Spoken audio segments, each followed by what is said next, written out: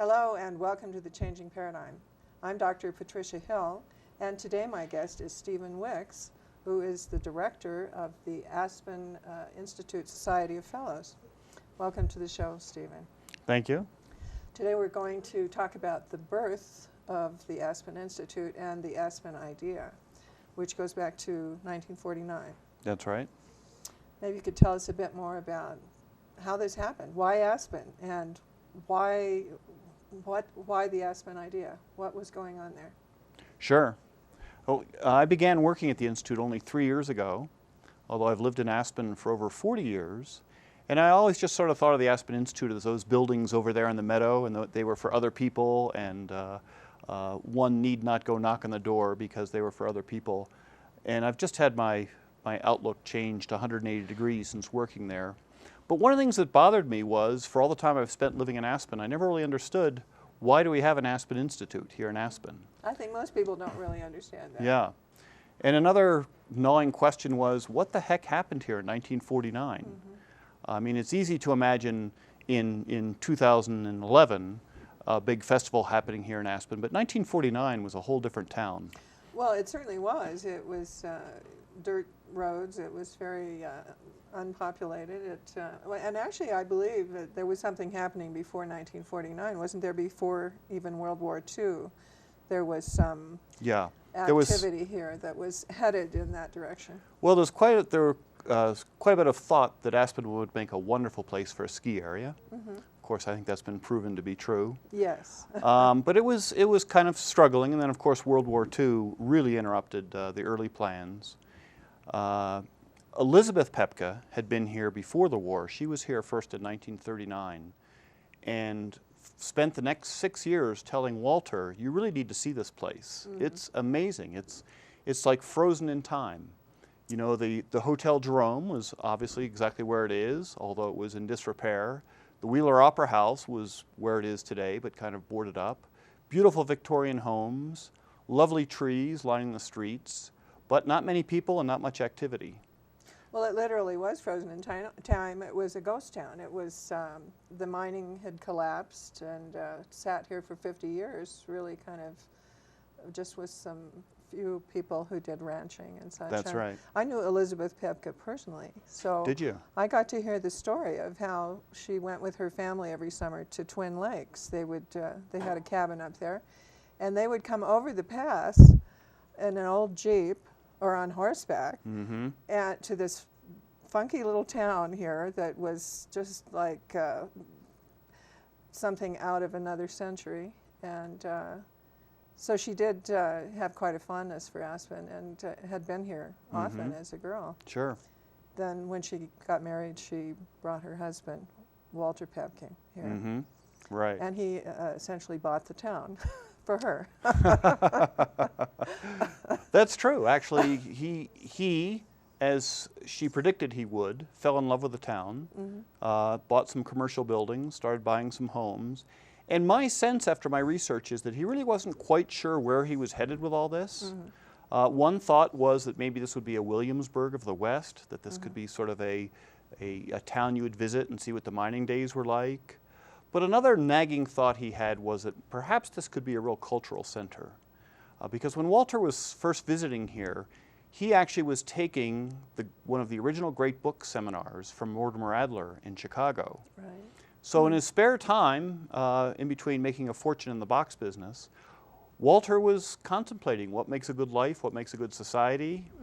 And I may be jumping to a conclusion I shouldn't, but I have to believe that as Walter stood and looked down Main Street, he said, I'd like to have some sort of an experiment in this town where people really spend time discussing what makes a good life, what makes a good society. So we're in 1945 now, and Walter was beginning to buy property here. Let's jump ahead to 1947.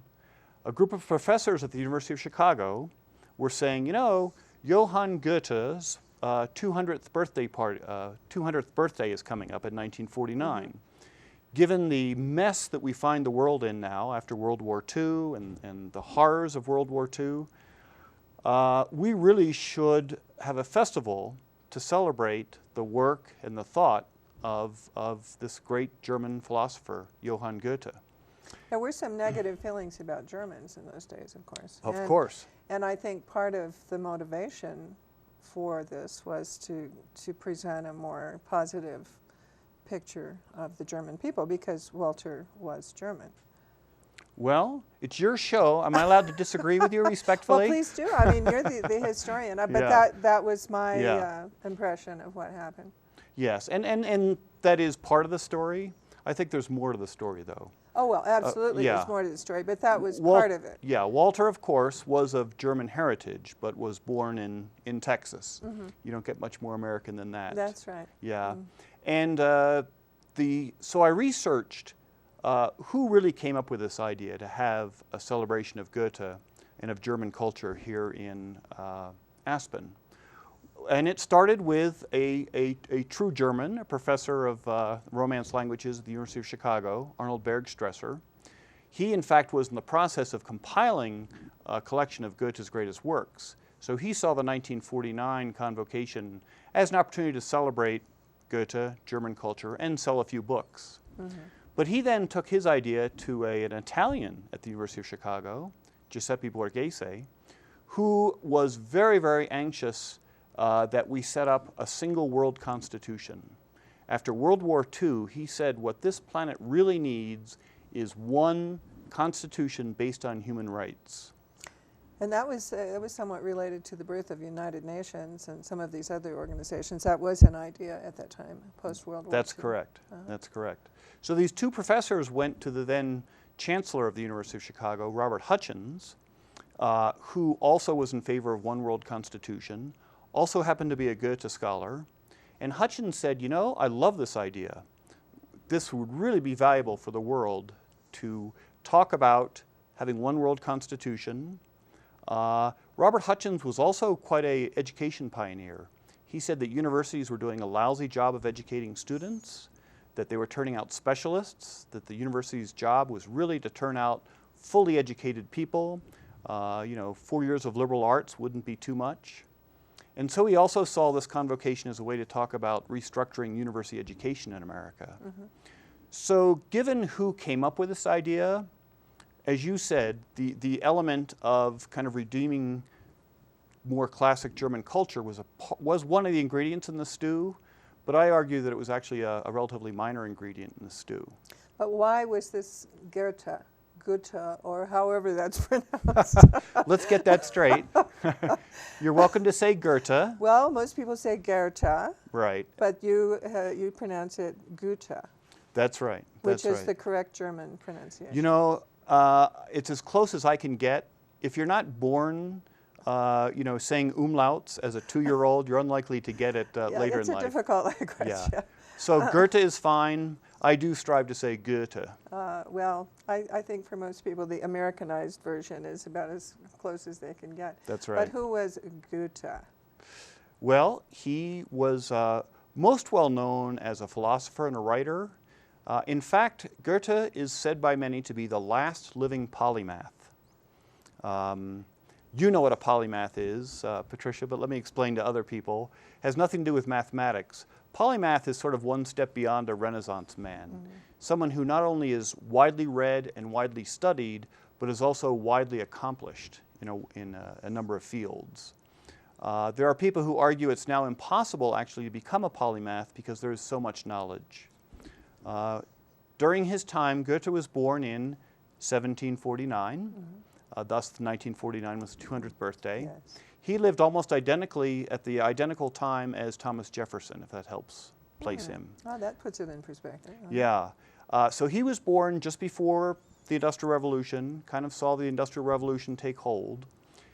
In addition to being quite a well-known writer and philosopher, he actually was also a scientist. He wrote a book about plants, which Charles Darwin ended up using as a source material for the origin of the species. He also had a theory about light. He had a theory about how all light, like when you see white light, it's a combination of all the colors. Oh, Goethe himself thought that he would be most remembered for his light theory. Only one problem, his light theory was wrong. Oh. However, his approach to studying light, his whole approach to how one studies science became the basis of the Waldorf education. Is so that right? Rudolf Steiner was a Goethe scholar in well, graduate I know school. that Steiner was the founder of the whole Waldorf movement, among other things, but I didn't realize that there was a connection there. Yeah. Oh, and I understand there's a connection there to Montessori as well with Waldorf. Do you know that? I'm not familiar with that connection, Yes, no. Yeah, is. good. Mm. Okay, so that's who Goethe was. And he's also considered one of the world's greatest ever humanists.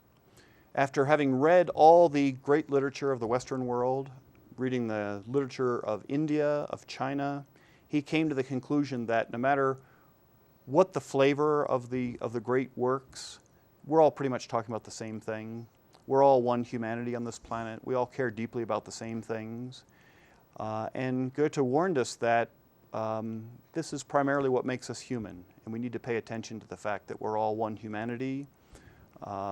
This whole concept of nationalism could spell the end of the globe as we know it.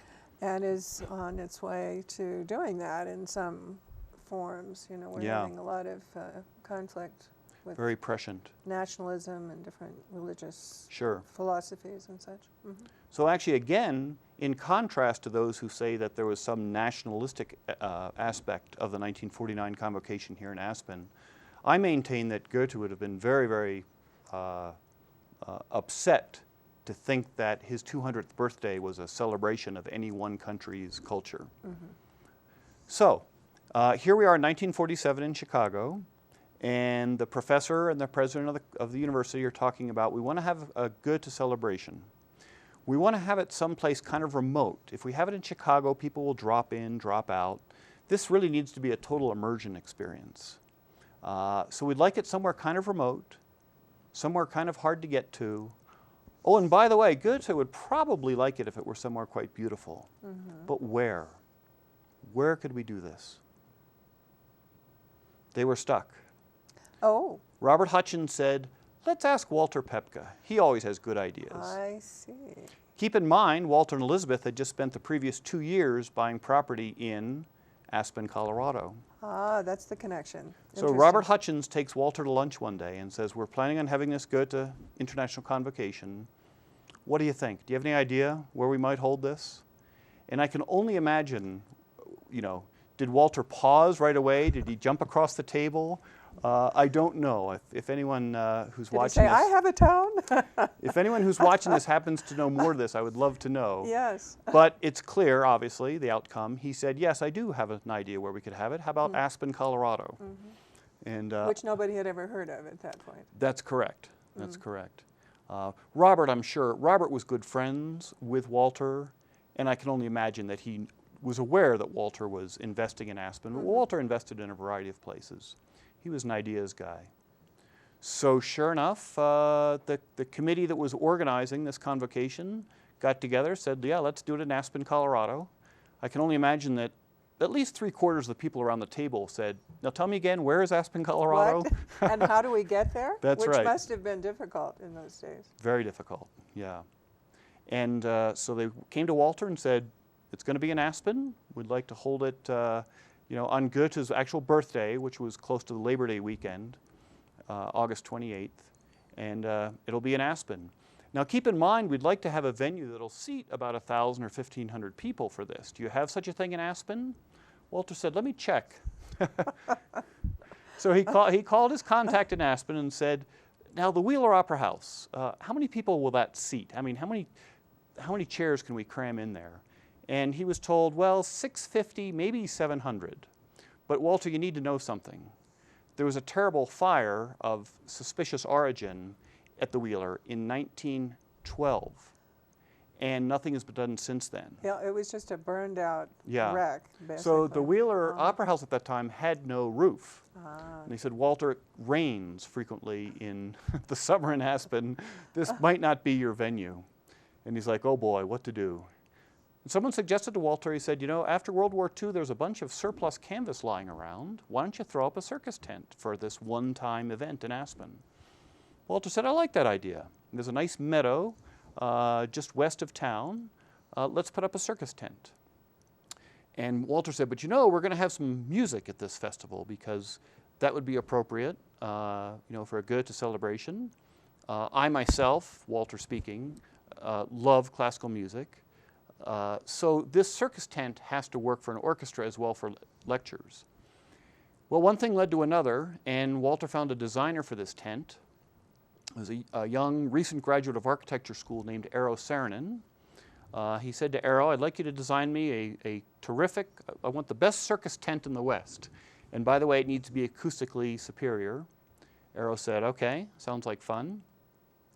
And Eero Saarinen, who's now quite a famous Went name. on to become extremely famous, yes. Yeah, he designed all of Dulles Airport, designed the TWA building Yes. in New York. And a lot of furniture that is still very popular. That's right. He also designed the St. Louis Arch.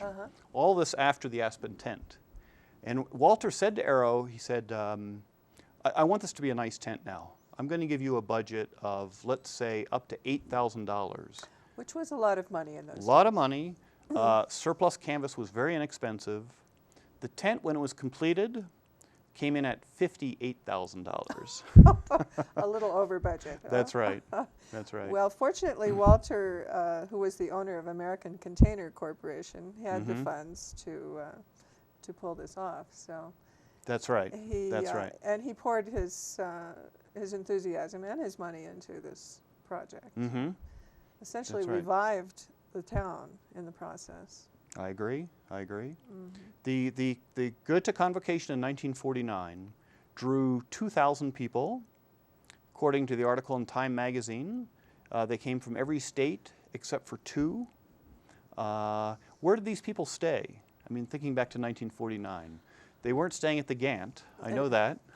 There were not many buildings in town, actually. Just a few old. That's right. Rundown places. Quite a few of the people who came stayed in Glenwood Springs and bussed up and down Valley every morning. That must have been a challenge. Some things never change, right? That's true. Well, at least we have a nice 4-lane highway now. That's in those right. days, it was a nasty, narrow, dangerous little dirt road. That's right. Yeah. The convocation lasted for 20 days. They couldn't do it right on Goethe's birthday in August. They moved it back to the last couple days of June and the first 2 weeks of July. It was 20 days in all.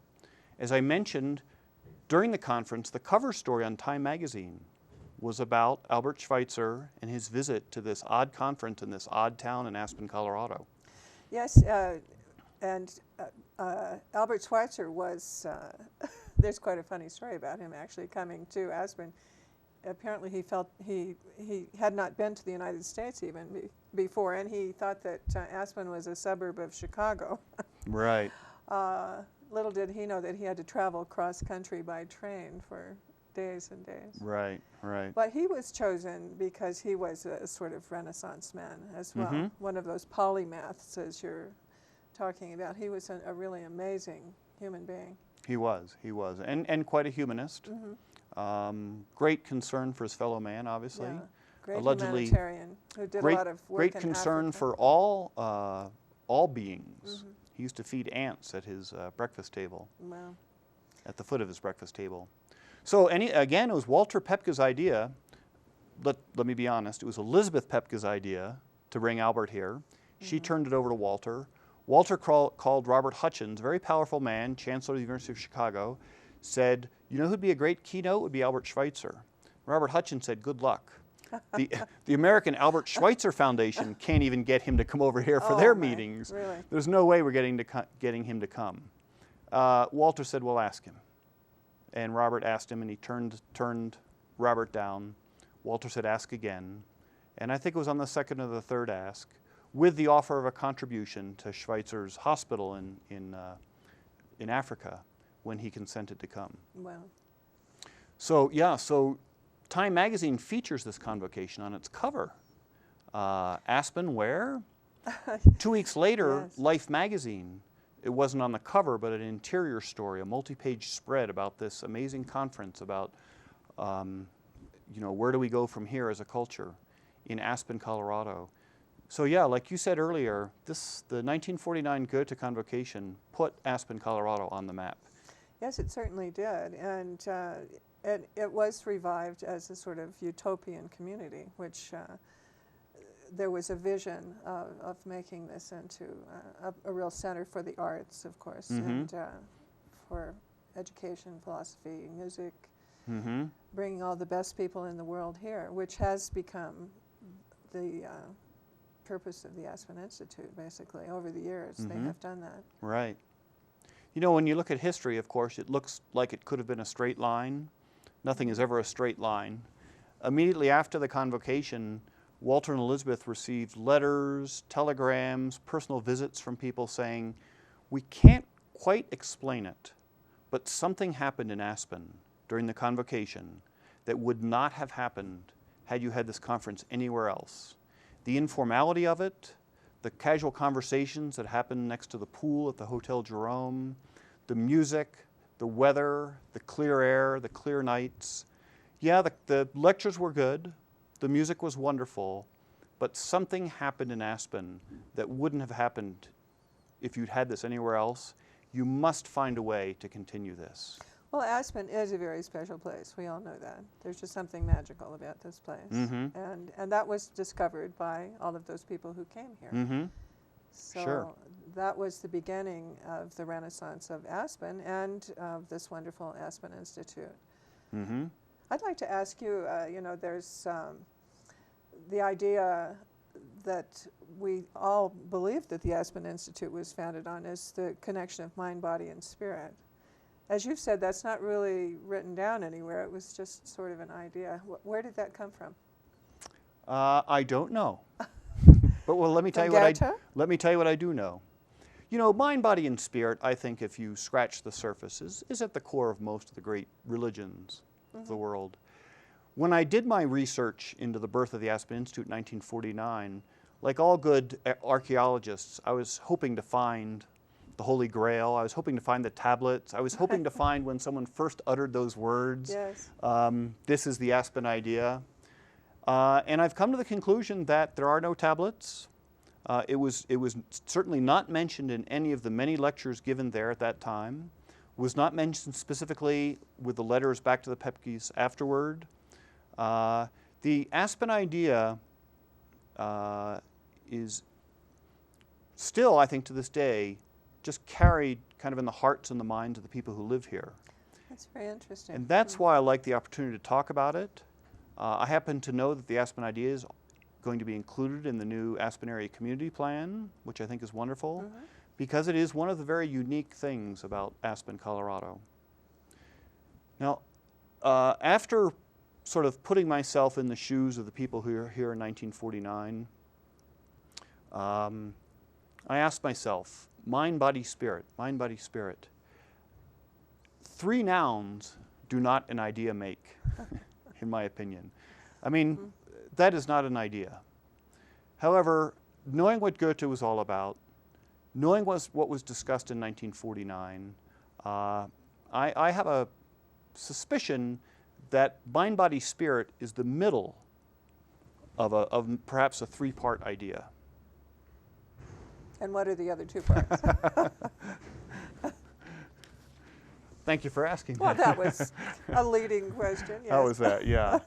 Well, you know, Goethe spent most of his life writing the work Faust.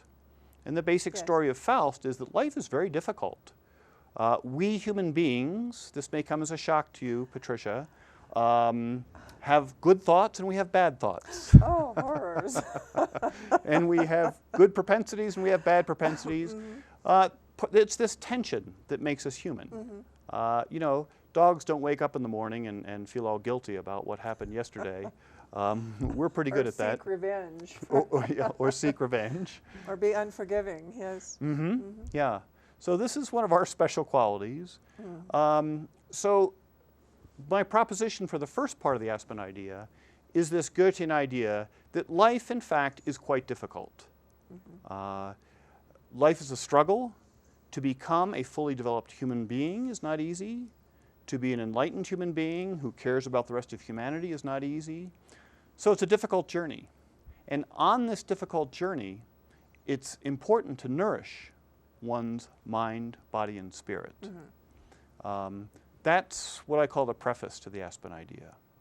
And of course, I know from knowing the Paepckes personally that they were very athletic. They were outdoor people. They hiked and they appreciated nature.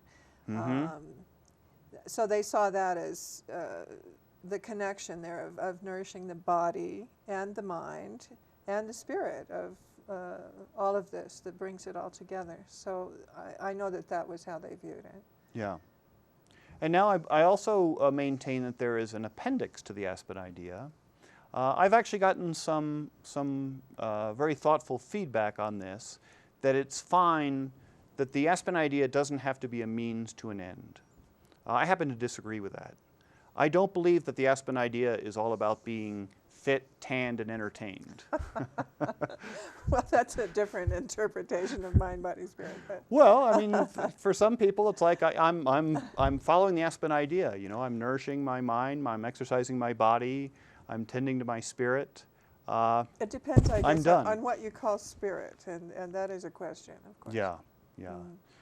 Knowing the roots of Goethe in humanism, knowing that the original, that the birth of the Aspen Idea, which I absolutely can say definitively happened in 1949, that was in the midst of humanistic lectures. I think there is an end to the Aspen Idea. As I say, it's not about being fit, tanned, and entertained. And this is one of the few things I'd like to read because I don't want to mess it up. Okay. So yes, nourishing one's mind, body, and spirit. We've just talked about how that's important because life is difficult. But why?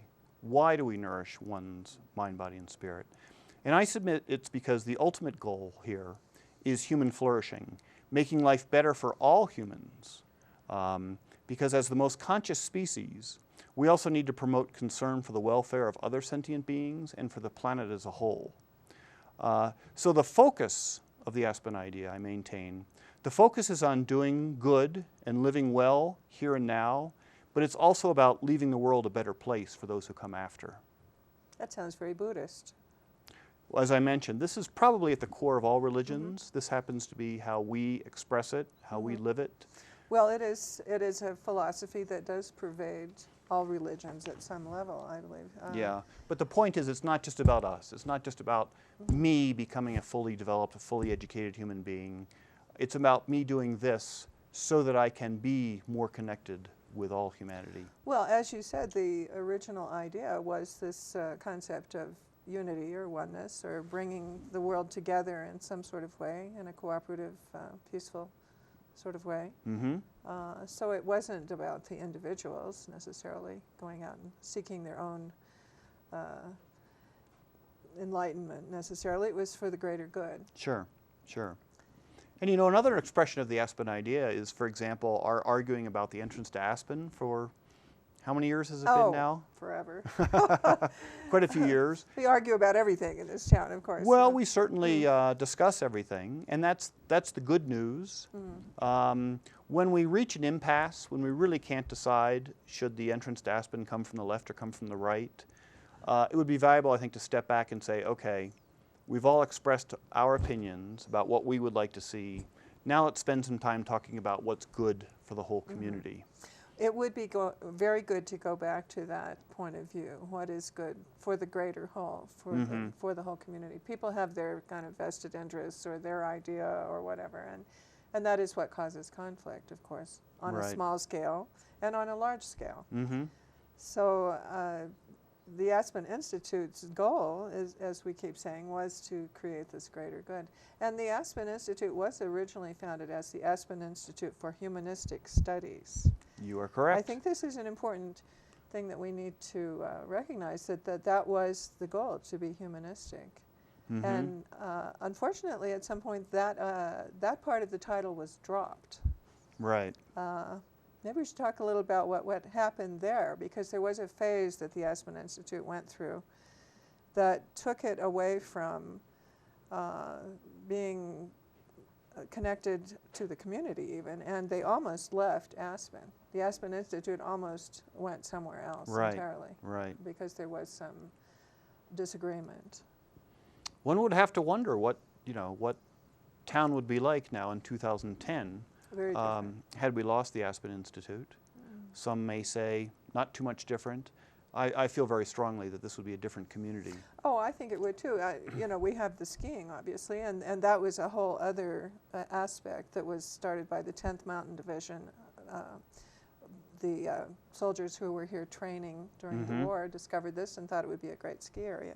So that was one idea here in Aspen, and then the other idea of the Aspen Institute, bringing in this culture and philosophy, music, art, all of the things that make Aspen Aspen today. Right. Especially in the summer. And in fact, the Aspen Institute, as I recall, I've lived here for a very long time, used to only operate in the summers. On the Aspen campus, that's correct. On the Aspen campus, yeah, many of the buildings were not even winterized. That's true, yes. Yeah. And as you said, yes, the history of the Aspen Institute's not been a straight line.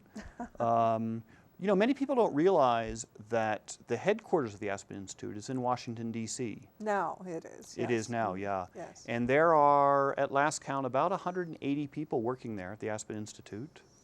That really is where our policy programs are headquartered. This is why we really have our finger on the pulse. No one ever asks, how does the Aspen Institute get such great speakers to come here?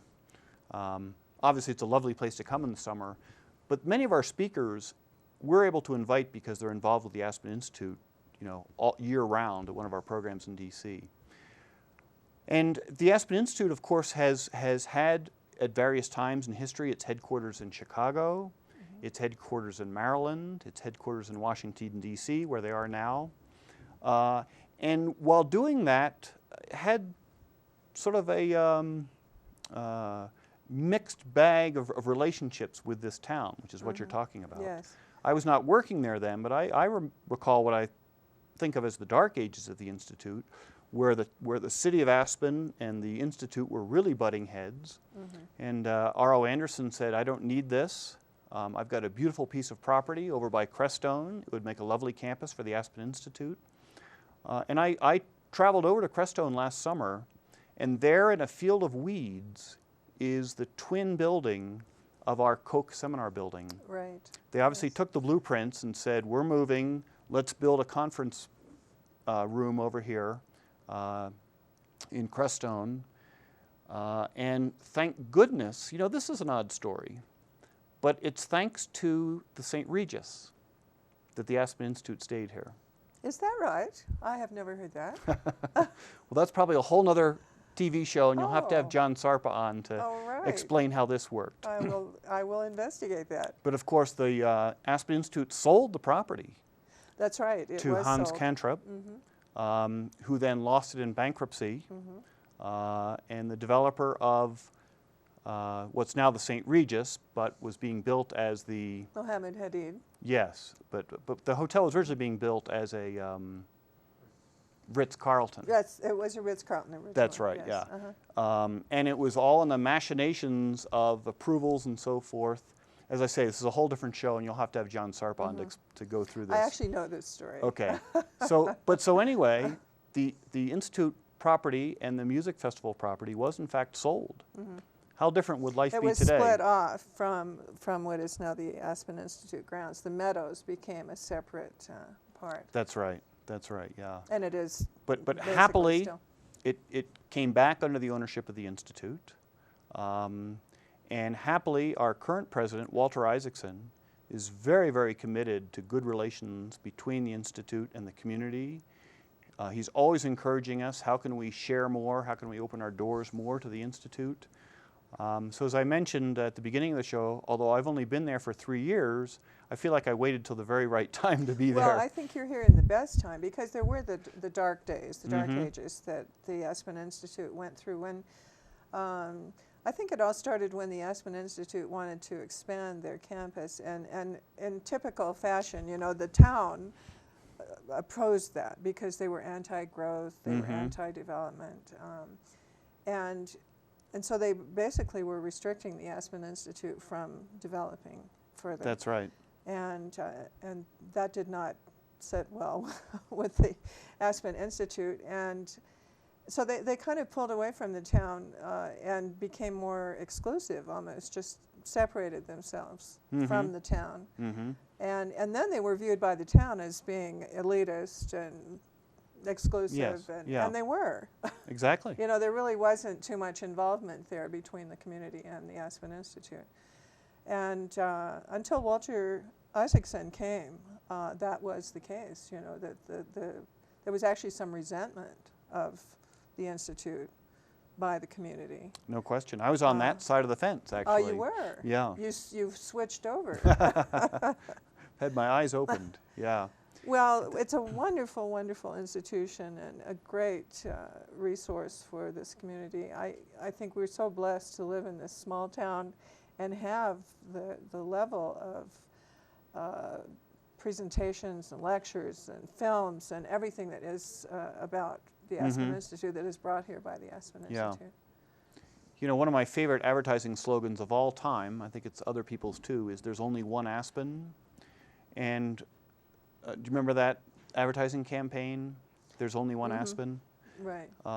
And I think one of the ingredients that allows us to say that, there are several ingredients. You know, the arts organization, certainly the Aspen Music Festival, the Anderson Ranch, but the Aspen Institute is right there too. And there is no other Aspen Institute. It probably would be impossible, although other resort towns have tried, and some are still trying, to duplicate the Aspen Institute. It's not replicable. No, there is just something very special about the Aspen Institute and about Aspen. It's an alchemical process, something that happens here that is very magical. And we all know that. You know, we feel that. That's why we live here, why we love it, and why people come here and love it. So I go to a lot of the Institute's presentations, and I've watched people like Madeleine Albright, you know, who came here and fell in love with the town and now has a home here, you know. Right. And various people like that who have come and discovered this place. And it is because of the Aspen Institute that they're here. We have such an interesting community as a result. That's right, yeah. And of course we have the skiing, which is a very important part of this community, but then that's a sort of winter activity, and then the Aspen Institute is now year-round, but the majority of their programs happen in the summer. Still. Majority of our big public programs take place in the winter, yes. But so we have the wonderful cultural atmosphere here in the summer as a result of the Aspen Institute and the music festival, which was always part of the Aspen Institute. That's right, that's right. It became its own organization in 1954 because, can you believe it, there was some knocking of heads between the people in charge of the music and the Institute? Well, they've gone through their conflicts, right. one after another, but it seems to have all come back together in some form, you know, that it's now one campus, and it's being developed and expanded. In fact, I would love for you to speak about some of the new developments on the Aspen Institute campus that have really upgraded the facilities there and made it much more usable and friendly and high tech. Yeah. Well, we're hoping that we're finished with any major construction for the next few years. You know, the hotel itself was remodeled about 10 years ago, the Aspen Meadows, and the conference rooms, the conference facilities have been sort of a continuing process of upgrading. The Dorr-Hosier Conference Center, I don't know how we ever got along without that, to tell you the truth. It's just the most wonderful, beautiful building. Yeah, and it is used for so many things. I mean, obviously the Institute uses it quite a bit. But there are weddings in there. There are benefit concerts in there. By the way, there's a boardroom on the second floor of the Dorr-Hosier Center. I don't know if you've ever been there. It's the Caddo boardroom. Oh, I have been, yes. Yeah. With that beautiful terrace outside overlooking the Roaring Fork River. It's the most spectacular place. If you ever want to have a successful meeting, have it there. Have it in the Caddo boardroom. Yes, that's true. And then most recently, of course, the Paepcke building renovation was just completed last June. Those of us who work in the Paepcke building are very thrilled because it was built really as a summer facility. And so the heating and air conditioning has been marginal. Not now. We have a energy efficient ground source heat pump. We It's have very cooling green, in the summer. actually. I was reading over the improvements that were made to the building while trying Yeah. to retain the character of the building. That's right. And it's incredible with the green technology that's involved. Yeah. The goal was to keep everything that was good about the building and get rid of the bad. Mm-hmm. And I have to say, after walking many people in there all summer long to get their first glimpse of the auditorium, I think the architect succeeded. People's first reaction is, it's beautiful. Their second question was, but what has changed? It looks the same if you don't, if you're not really conscious of the details. That's right. And I think that's a real symbol of its success, Yeah. that it looks pretty much the same, but it's a totally different building, and it functions in such a much better way. Mm-hmm. Yeah. And what a lot of people don't know, although many also do, is that the Institute campus is one of the greatest examples of Bauhaus design in the United States. It definitely is, and that was part of the Institute's bringing these top minds of all kinds. They brought the top architects here, the top artists, Yeah, in musicians. particular Herbert Bayer. Herbert Bayer was the designer of the Paepcke building. That's right. And the hotel. And of a lot of other buildings around Aspen, yes. Yeah. Yeah, I'm, as you know, Patricia, I'm just back actually from a trip to Germany. Oh. And I specifically went to Weimar, which is where the Bauhaus school was born. Yes. And yes, there at the Bauhaus Museum are many references to Herbert Bayer. Oh, he was very famous. Yeah. And among other things, during the period of hyperinflation, shortly before World War II, they needed a new million-mark note because obviously pre-inflation there was no need for a million-mark note. You mean the bill? The actual paper The bill actual that you would take to the grocery store for a Uh-huh. loaf of bread, yeah. And Herbert Bayer was charged with doing this over a weekend. Oh my goodness. Well, he was not only a great architect, he was a very well-known artist. That's and, right. Yeah. Photographer. He was a Renaissance man. Yeah. Unless, you know, people in this town are proud of our heritage, lest someone email you and complain. Herbert Bayer was never, in fact, an architect. Is that right? No. Fritz Benedict had needed to sign his drawings. Ah, Herbert well, Bayer was a designer. I wasn't aware of that. Now, did he thought of behave him like an as architect? Yes. Yes. You know, for all intents and purposes, he was an architect. Yeah. He's not a licensed architect, basically. That's right. That's right. So there on the wall of the Bauhaus Museum is this million-mark note which Herbert Bayer designed. And one of the really revolutionary things about it was the clean lines of the typography. I mean, you could actually read what it said. I don't know if you're familiar with typical old German script. Oh, it's very Decorative, flowery very yes, flowery, but nearly impossible to read. So this is quite revolutionary that the million-mark note was so clear, so easy to read. And I stood there looking at that, and my mind quickly went to the Aspen Meadows Resort. The lines of the hotel, straight, clean, and look as good today as, you know, the early 60s when the building was very built. classic. Yes, in fact, the Bauhaus style is what inspired most of that revolution in architecture in the 50s. Modernism. Modernism that had the straight lines and the more cubic structures and such that have persisted through all of this time, and as you say, still look good. You know, they're still they haven't gone out of date at all. The whole institute has been designed still along those same designs.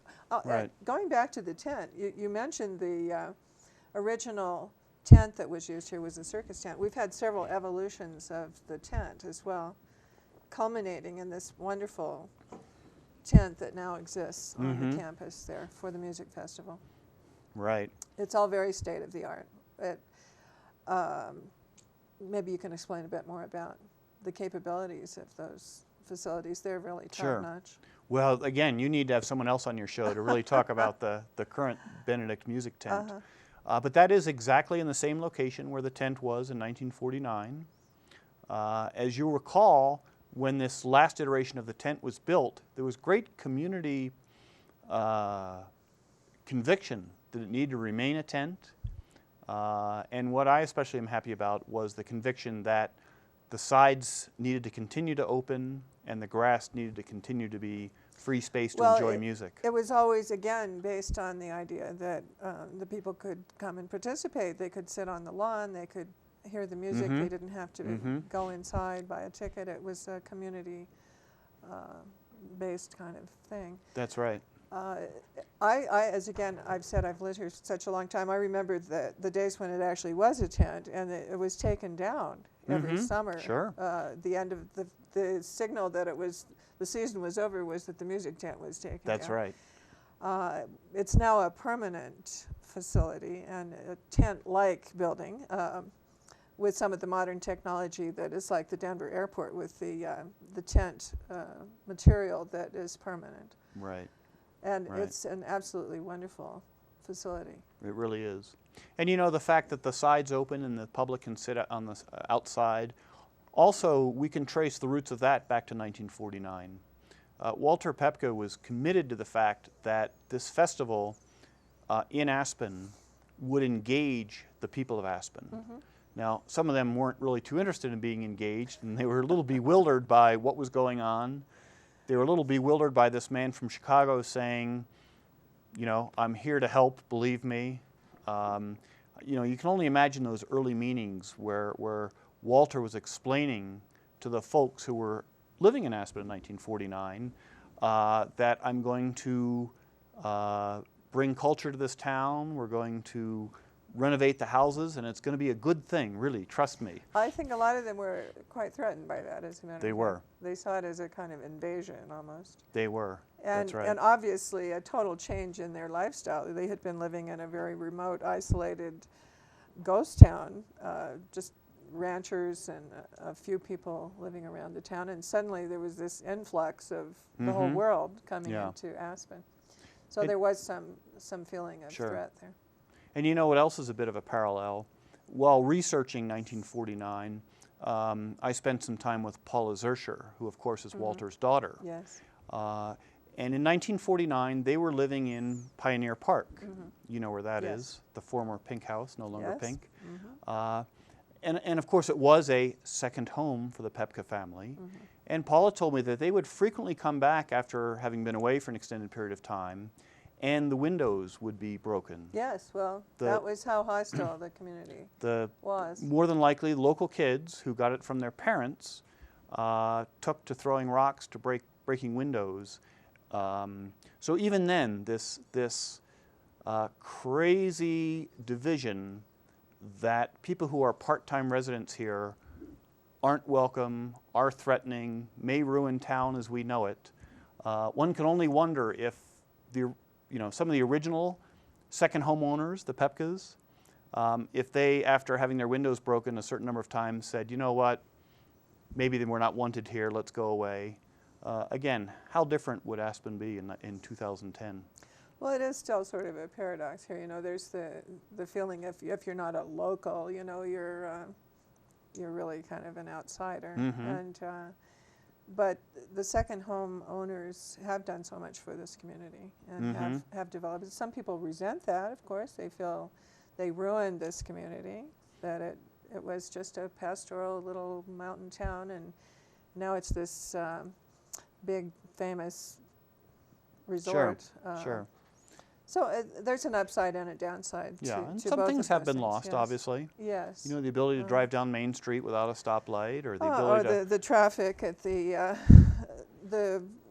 famous turn there going out of town every day is very aggravating for people who work and have had to leave Aspen because it's so expensive. They have to commute here from other places. Yeah, that's true. As with all good arguments, there are good arguments on both sides. Well, the fact remains that both Aspen and the Aspen Institute are very unique places and very special places, and we are very, very lucky to have the Aspen Institute here. And by all indications, things are not going to change. The relationship, the relationship with the Institute and the city, I would have to say is never been better. And I say that not as an Institute person, but as a person who's lived in Aspen for many years. The Ideas Festival is just a runaway success. It's fantastic. And the people who come here for that are just incredible. That's world right. leaders of all kinds. Mm-hmm. And the participants. Yes. There are people, and what I especially like, there are more and more people who are coming to the Ideas Festival as a family. That's true. Isn't that a unique idea? Well, it's such an educational opportunity. Sure, yeah. Where else in 1 week, can you have that kind of exposure to that many different amazing people and ideas, and, opportunities for discussion and such? It's incredible. So you spend all day sort of going from, you've attended, so you know what it's like. It's like being back in school. You don't know where your next class is. All you know is you're 10 minutes late. And you go from one session to the next. I can only imagine the dinner table conversations. Because as I say, many parents are coming with their grown children. And I just think that's a fabulous way to attend the Ideas Festival. I love it in the summer when on Facebook, I write, well, today I went to a lecture by, I list all the famous people, and they can't believe it. All those people out there are going, what? You have all those people in one place? And you got to see them? And you were sitting next to them? And it's just amazing to people that this exists. Right. And I don't know of any other place that does that, really. There are, as you said, other places that have attempted to duplicate what we have here, but it just never has completely come off as well as this has. Yeah. The Ideas Festival is going to be a week earlier this year. We're kind of anxious to see how it's going to work out. In the past, when the Ideas Festival has straddled the 4th of July,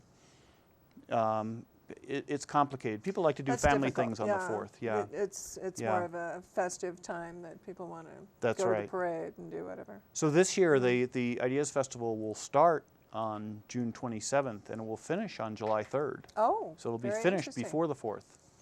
Well, that sounds good. I'll be happy to see Everything's that. an experiment. We'll see how that works out. And speaking of experiments, I would like you to maybe, if you can, speak about some of the new programs that the Institute is doing. I see that they're actually going to do a program on meditation this winter. Yes. So they are kind of, after a period of being very intellectual, kind of trying to incorporate some of the mind, body, spirit concept back into the Institute. That's right. The humanistic concept. That's right. There's actually, you'll notice if you pay attention, an underlying theme of religious tolerance is sort of one of the things we've been charged with as we create programming for 2011. Well, it's a very important issue in the world today. Yeah. So, yes, the Society of Fellows are going to have a 3-day symposium on the value of meditation and some of what the new research tells us about meditation this winter. Speaking of religious tolerance, though, I wish some of these things made it more into the Aspen news, but they don't. The Aspen Institute has been selected by the Department of State, by Hillary Clinton, to work on something called Partners for a New Beginning. A little over a year ago, when Barack Obama was in Egypt, he gave a speech saying, you know what, the conflict between the Muslim world and the non-Muslim world is getting out of hand. We need a new beginning. And he got some criticism because not much was done for a year. Well, just about 6 months ago, the State Department came to the Aspen Institute and asked if they would be the host organization to oversee a worldwide effort at a new beginning with communication between the Muslim world and the non-Muslim world. Well, that is amazing and wonderful. I hope that we will be able to do that. And again, that will make Aspen the center of these efforts to have an effect on the whole world. That's and to bring the whole world together. That's right, yeah. That's wonderful. You know, we're turning into kind of a world of talking heads screaming at each other on television. Yeah, I hate that. And the Aspen Institute from the beginning has been a round table of people sitting around listening as much as they're talking, going, now that I hear you say that, I'm beginning to get it. Well, that's how agreement is reached, that's how understanding happens, and that's how peace is achieved. Unfortunately, Steve, I think we're at the end of our time.